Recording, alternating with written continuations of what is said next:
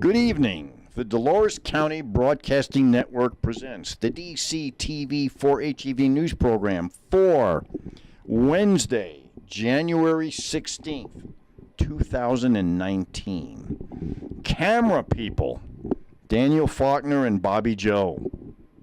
Video and sound engineer and producer, Edward. Teleprompter and prompter, Myra. News anchors, and we have a new news anchor today, Austin Green and Devin Harrison. Meteorologist is Hannah. And this is the news director, Dan. And now the news. Add me on Snapchat, VapeLord6969. Oh, goodness. Dude, I can't believe I live.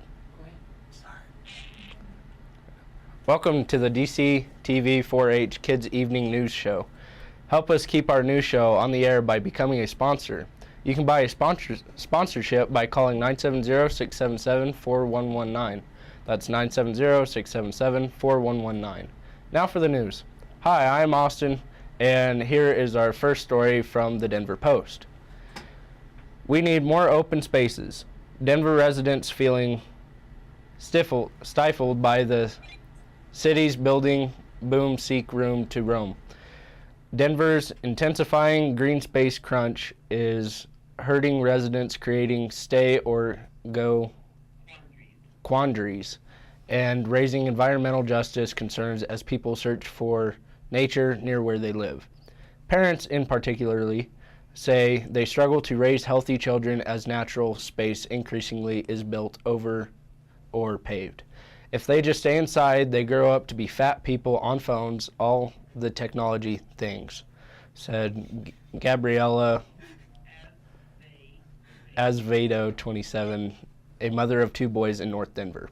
One of her children, Sabian, has asthma so severe that she and her husband recently moved him to a different school away from Denver's Interstate 70.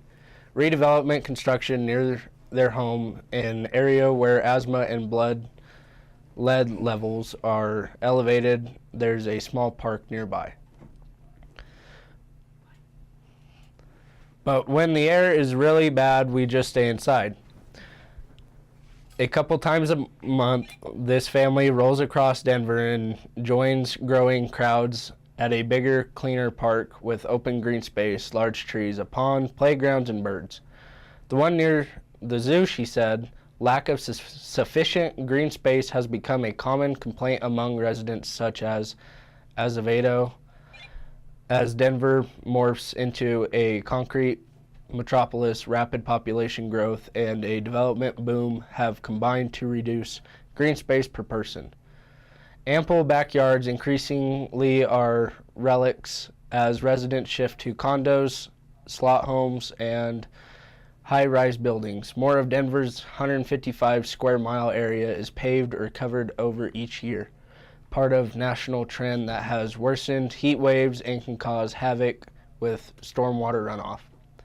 We have a suggestion: move to Dove Creek. We have lists of wide open spaces all around us here. This is a story from the Cortez Journal. Winter storm advisory issued for today. A winter weather advisory has been issued ahead of a storm expected to arrive Tuesday night in southwest Colorado. The National Weather Service in Grand Junction said the advisory will kick into effect at 9 p.m.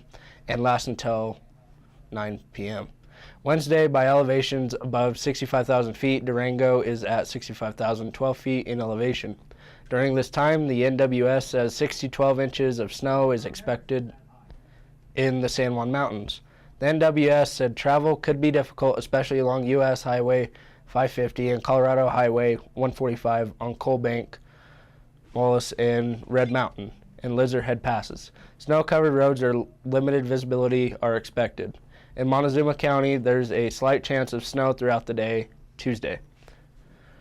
Tuesday night, the NWS said 3 to 5 inches of snow accumulation is possible. The chance for snow continues Wednesday through the NWS is calling for less than 1 inch. The NWS also issued an avalanche watch for San Juan Mountains for Tuesday evening through Wednesday for very dangerous avalanche conditions. The avalanche danger will begin overnight if the forecast meets expectations. The NWS said on Tuesday morning the Colorado Avalanche Information Center reported a moderate risk of avalanches, level 2 based on scale that ranges from low risk at level 1 to an extreme risk at level 5. Avalanches will be large, easy to trigger, and will release naturally. The NWS said in its statement, backcountry travel is not advised during this time. And here's Devin Harrison. Well, hi, I am Devin. Well, story from whatever. Lunar eclipse will be visible in Cortez on Sunday. On Sunday, January 20th, southwest Colorado will see a total lunar eclipse. Weather permitting it, of course. A waxing partial eclipse will begin at 8:33 p.m., then become a total eclipse by 9:41 p.m., said weather watcher James Andres of Cortez. The total eclipse will last 1 hour and 2 minutes, ending at 10:43 p.m. And a waning to a partial eclipse will be at 11:50 p.m.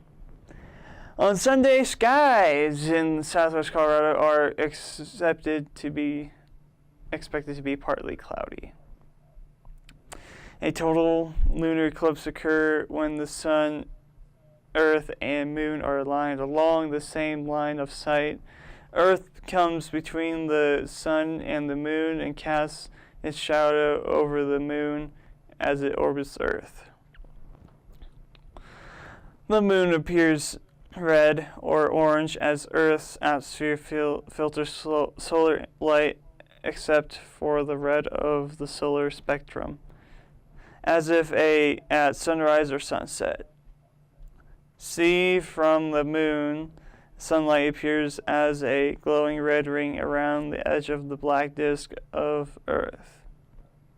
Future occupants of a lunar colony would see an absolutely amazing sight, which would appear as a total solar eclipse from their perspective. Andres said, "Here's hoping for cooperation from the weather gods and a clear sky that Sunday evening." This story is from the Journal, Cortez Journal. Raminator, a monster truck to visit Cortez in May. The Raminator, a Guinness World Record-breaking monster truck, will charge into Cortez for 2 days family event starting May 4th.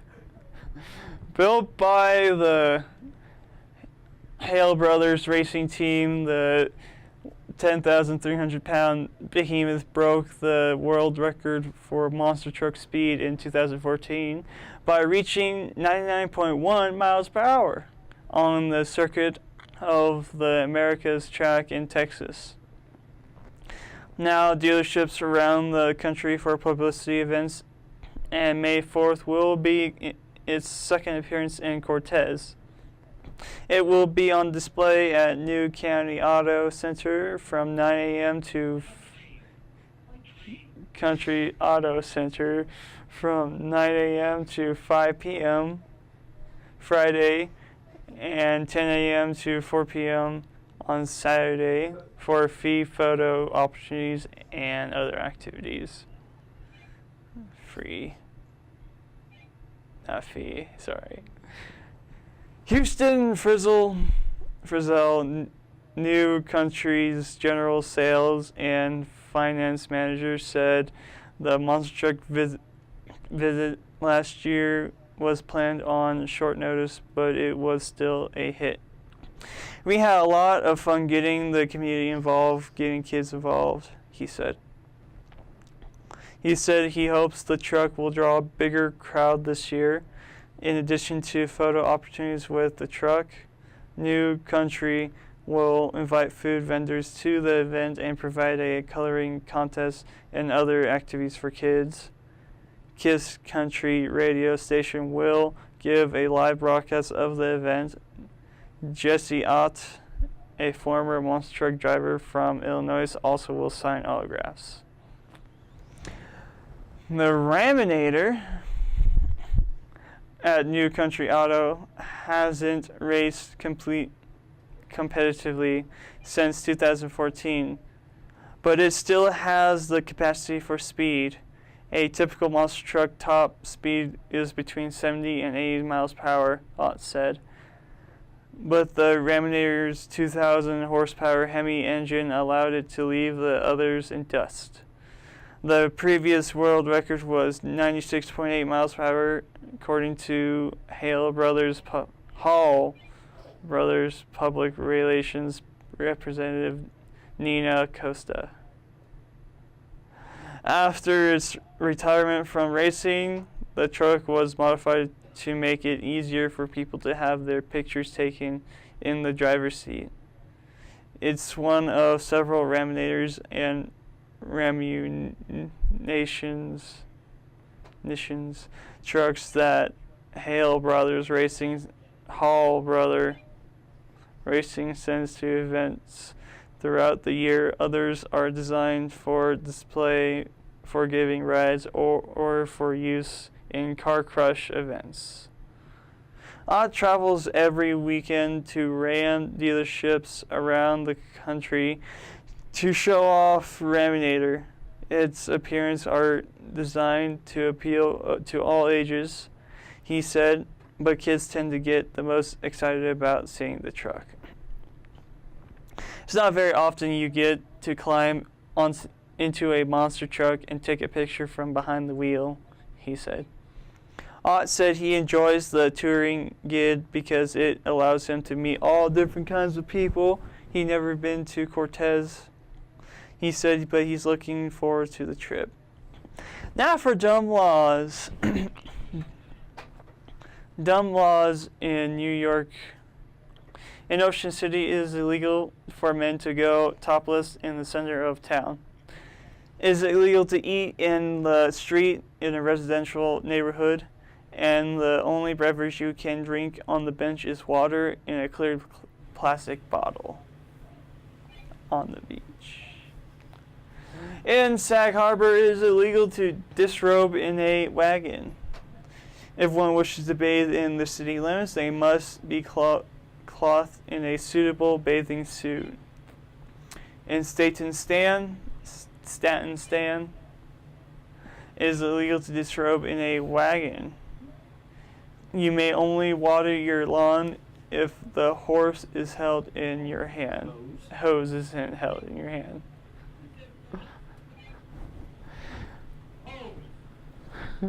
Now with the weather with Hannah.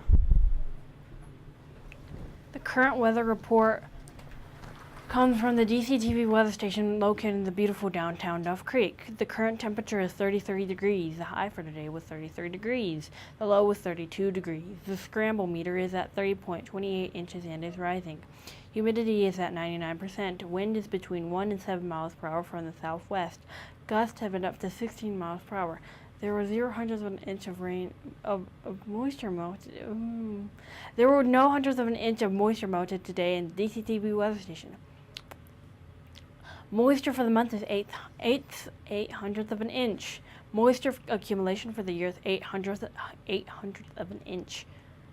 Now for the big map, courtesy of the National Weather Service. Along the Pacific coast, there is rain, snow mixed with rain, and possible flash flooding. Rain mixed with snow travels from Oregon into Idaho, into Nevada, Utah, and Colorado, and New Mexico. Snow is falling from Montana into Colorado.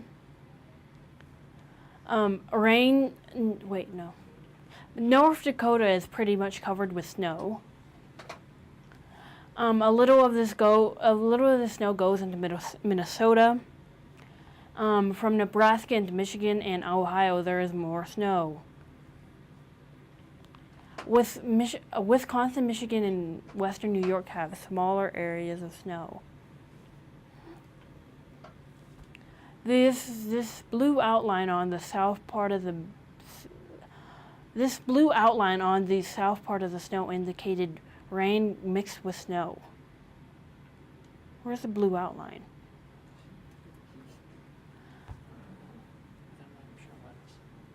The pink shaded area shows where there might be freezing rain. Oh, pink. Rain is falling from Kansas into Texas and goes east into Kentucky and Louisiana. Small areas of snow can be found in Maine, Vermont, New York, and West Virginia. Here is our exclusive DCTV 5-day forecast. Thursday, high 39, low 28. Friday, high 35, low 18. Saturday, high 35, low 20. Sunday, high 38, low 23. Monday, high 34, low 17. Now we present you with a snow total, which will give the amount of snowpack in the mountains. We hope it will be helpful for our farmers. Statewide, the snowpack is at 95%. Here in the Southwest, we only have 84%. Now for the climate change report. CO2 carbon dioxide is considered a greenhouse gas and is one of the principal causes of climate change. CO2 traps heat in the atmosphere, which causes climate instability. This results in significant variations worldwide of moisture and hot and cool temperatures, but the general climate trend is the planet slowly warming. Therefore, it is important that we report the CO2 weekly change. The following are the CO2 numbers in parts per million. Last week, 410.67. 2 weeks ago, 409.6. Last year, 407.85. 10 years ago, 386.41. 50 years ago, 324. Thank you, Dr. Peter Thames of the National Oceanographic Atmospheric Administration and Michael McGee of the CO2.Earth Network for providing this information. Remember, you can help keep our kids' news show on air by buying a sponsorship. To become a sponsor, just call 970-677-4119. That's 970-677-4119. Thank you. Now back to your news director. And that's the end of today's DCTV 4-HEV news program. This is your news director, Dan, saying good night and thank you for watching.